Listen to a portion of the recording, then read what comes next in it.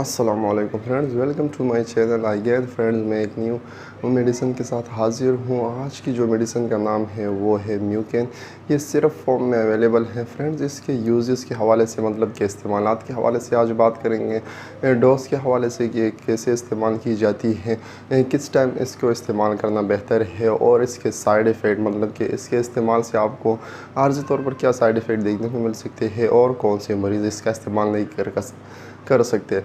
Friends, अगर आप मेरे चैनल पर नए हो और इसी तरह इन्फॉर्मेटिव वीडियोस मेडिसिन के हवाले से देखना चाहते हैं तो नीचे दिए गए सब्सक्राइब के बटन पर क्लिक करें और प्रेस करें बेल आइकॉन को, ताकि मेरे हर आने वाली वीडियो की नोटिफिकेशन बर वक्त आपको मिलती रहे।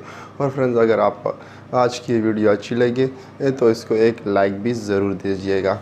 तो चलो दोस्तों, टाइम जाए किए बगैर आज की वीडियो को शुरू करते हैं। फ्रेंड, जैसे कि मैंने पहले ही बता दिया है कि इसका नाम है म्यूकेन और ये लिक्विड फॉर्म में अवेलेबल है, मतलब कि सिरप फॉर्म में अवेलेबल है। और अगर मैं इसके फार्मूला के हवाले से बात करूँ तो oxetacaine with aluminium hydroxide and magnesium hydroxide इसका फार्मूला है। और अगर मैं इसकी कंपनी के हवाले से बात करूँ तो ये बहुत अच्छी कंपनी ICI की बनाई गई सिरप है। और फ्रेंड्स, ये लिक्विड फॉर्म में है।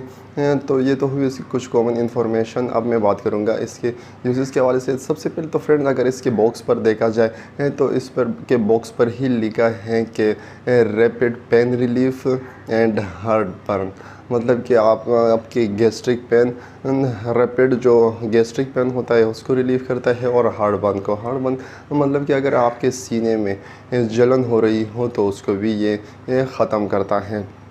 तो फ्रेंड्स, ये तो हुई इसकी कुछ कॉमन जो इसके बॉक्स पर लिखी गई यूजेस है। और मैं तफसील से इसका अगर बताना चाहूँ तो फ्रेंड्स, अगर आप तो हमारे पास कुछ मरीज़ ऐसे आते हैं कि तौर पर के वो कहते हैं कि हमें जब कोई चीज़ खा लेते हैं, मतलब कि खाने की कोई भी चीज़ खा लेते हैं तो हमारे मुंह में कड़वा पानी आता है।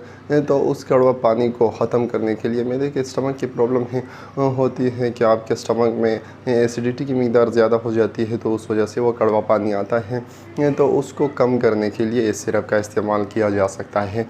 या आपके खुराक की नाली में जलन वगैरह हो रही हो तो उसमें भी इसका इस्तेमाल किया जा सकता है। और अगर आपके मैदे में कोई ज़ख़म हो, कोई अल्सर वगैरह हो गया हो तो उसको भी ये सही करता है। और फ्रेंड्स, अगर आप के सीने में जो जलन हो रही है, कोई चीज़ खाने के बाद जलन होती है, या वैसे ही कभी कभार ऐसे होता है कि भूख की कमी की वजह से भी कभी कभार सीने में जलन शुरू हो जाती है, तो उसमें भी आप इसका इस्तेमाल कर सकते हैं।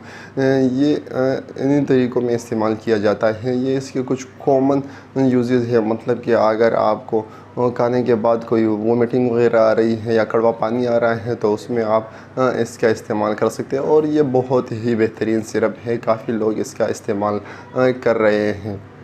तो फ्रेंड्स, ये तो हुए इसके यूजेस। अब मैं बात करूँगा इसके डोज़ के हवाले से।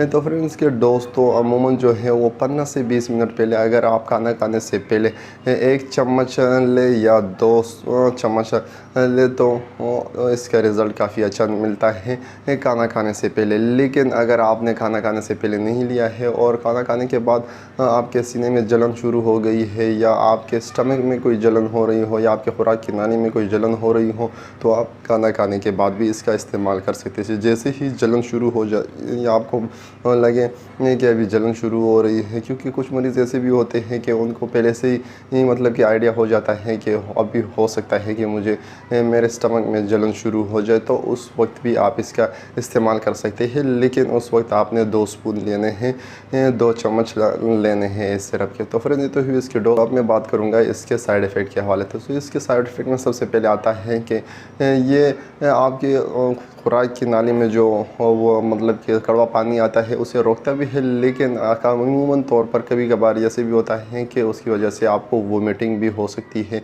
या आपको हेडेक हो सकता है, या नोज़िया हो सकती है, या इसके अलावा आपकी स्किन पर रैशेज़ आ सकते हैं, या आपको वो थकावट सी हो सकती है इस सिरप के इस्तेमाल के बाद। और फ्रेंड्स, ये तो हुए इसके कुछ साइड इफ़ेक्ट। अब मैं बात करूँगा इसके वार्निंग के हवाले से। तो इसके वार्निंग में सबसे पहले आता है फ्रेंड्स के ये बच्चों के लिए ये सिरप नहीं बनाई गई है, मतलब कि ये बच्चों का इस्तेमाल हरगिज़ इसको ना करवाए। और हाइपर सेंसिटिविटी के पेशेंट भी इसका इस्तेमाल ना करें। तो आई होप फ्रेंड्स इस वीडियो से आपको कुछ ना कुछ इन्फॉर्मेशन मिल गई होगी। मिलते हैं एक नई वीडियो में, तब तक के लिए अल्लाह हाफिज़।